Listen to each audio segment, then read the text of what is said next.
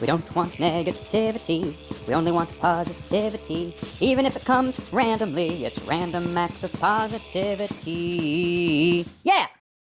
Hello and thanks for joining us. I'm Jay Plyburn and this is Random Acts of Positivity. If this is your first time joining us, welcome. If you've seen other episodes, welcome back. As a friendly reminder, there is a link in the video description that allows you to donate money to the World Health Organization, which continues fighting the coronavirus pandemic. There is also a new link there that connects you to a Google document which has anti-racism resources. People of color have dealt with a bit much for far too long, and it's time for change. To find out how you can help, check out that link. Let's get down to business. Here's what you can expect on this, the third installment of Random Acts of Positivity. Today on Nature Walk, I'm going to tell you about a super simple practice that can help not just with stress, but with any number of ailments. We also have a very cute dog we met on top of a mountain, and we have an exclusive interview with Rodney Smith Jr., who's making a difference one lawn at a time. We'll explain. But we begin with something that happened last week, something we will call a random act of accidental positivity. My wife, whom you all know from the ever-popular Nature Walk with Whitney segment, had just made an outstanding dinner consisting of salmon, noodles, and a killer vegan Caesar salad. I know. Why would vegans eat fish? It doesn't make sense. Well, we're not technically vegan. This diet is called pescatarian. Anyway, I had just sampled the outrageously delicious vegan Caesar salad, and it was so good I stood up to do a happy dance and sing a little song about how we should start a vegan restaurant. Everything went fine until I decided to hang like a monkey from the pull-up bar. Just watch. Totally start a vegan restaurant, totally good, totally good. We could start one with all the delicious food we make. Oh my God, are you okay? Now for your viewing pleasure, let's watch and listen in slow-mo. Totally start a vegan restaurant, totally good, totally good. We could start one with all the delicious food we make. Oh my God, are you okay?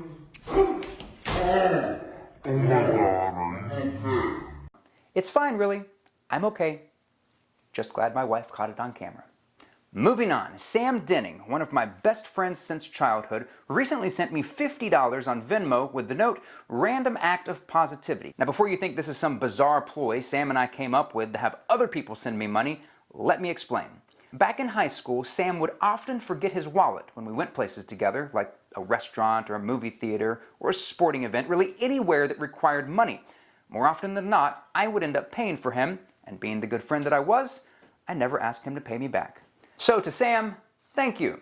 You still owe me about $9 grand, but this is a start. I'm just kidding, it's probably only a couple $1,000s. Time now for random advice. Take a look. Random advice. When rummaging through old clothing, it's important that you listen to music, specifically Michael Jackson or the Beatles, but not both at the same time. Random advice. Yep, that would be categorized as random. Time now for my favorite segment, Nature Walk with Whitney. Pretty.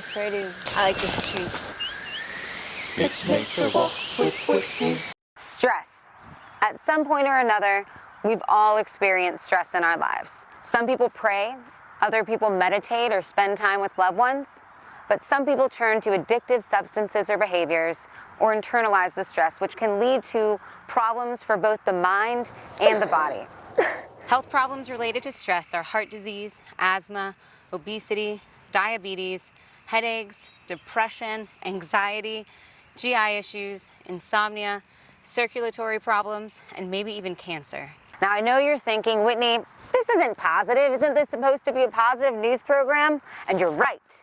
That's why today I'm going to share with you guys a super simple practice that can help not just with stress, but a variety of other ailments as well. Last episode, we talked about the benefits of sunshine and vitamin D. Today, we'll talk about the earth, specifically about earthing or grounding. So what is grounding? Grounding is any activity that grounds you or electrically reconnects you to the earth. So how does one practice grounding? Step 1. Take off your shoes and socks, everybody. Step 2. Stand, walk, or lay on the earth. Grass, stone, sand, and dirt work best. Why practice grounding? It can help with a variety of physical and mental health conditions. It's easy. Unlike exercising or dieting, or a lot of other practices of a healthy lifestyle, it requires no effort, no concentration, and no discipline. It just feels good. Hooray, Earth! It's Nature Walk with Whitney. I do love that Whitney. I really do. Time now to meet a new dog. Watch this. I love it. Hey. This is Penny, a friendly little ginger we met at 3,124 feet above sea level.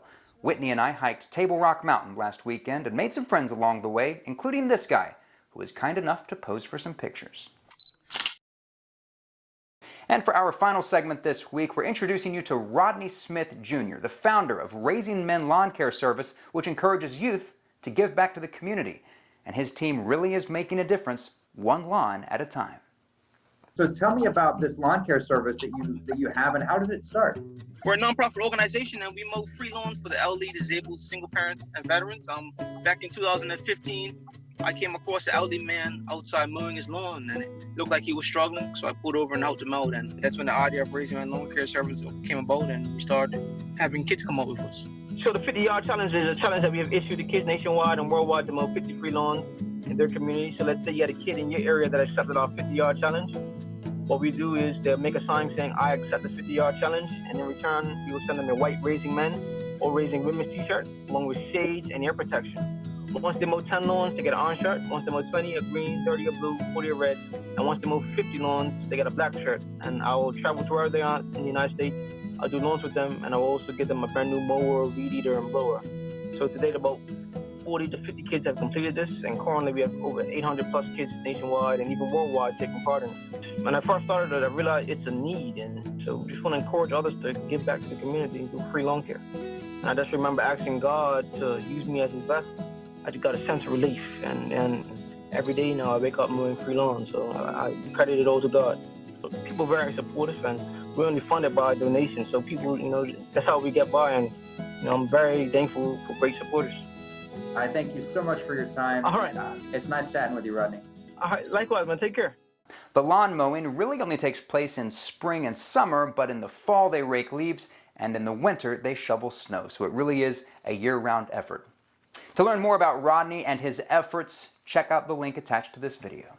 That is all the time we have for this week. Thank you so much for joining us. Until next time, stay healthy and stay positive.